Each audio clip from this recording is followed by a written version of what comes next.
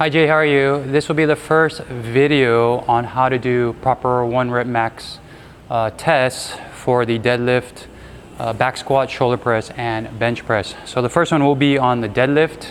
Before you attempt a 1 rep max, which means the most weight you can lift for 1 repetition, you need to do a proper warm-up.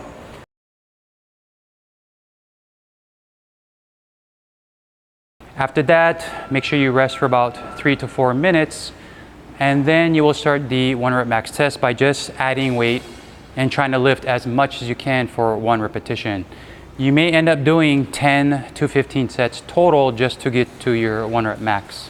So for the deadlift, you can use a regular stance or a wide stance. You'll go ahead and approach the bar. Keep both feet as close as possible to the bar. You can also do palms up, or you can do the alternate version. The only requirement is that you need to pull the barbell all the way up. You need to stand up straight with your hips just like this, and your shoulders will be back slightly like this. So I'm gonna pull the barbell all the way up, make sure I stand up straight, shoulders back a little bit, and then I'm gonna hold the weight for about 1 to 2 seconds, and then I'm gonna go ahead and put the weight back down. And that's it. It's very easy to do. So when you are doing the deadlift, this does not count. Pulling the barbell up and then just stopping here with your shoulders forward.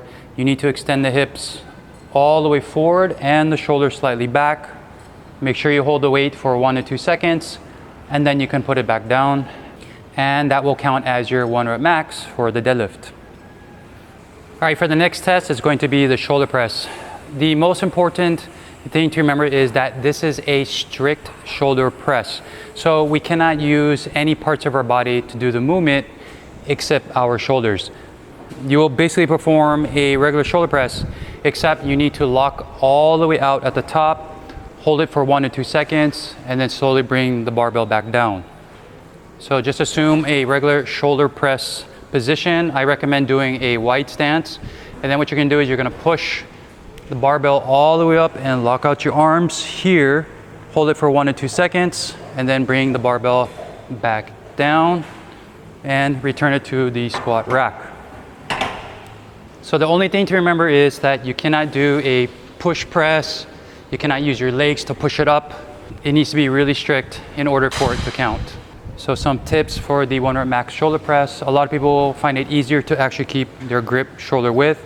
It gives you more power and stability to push heavier weight.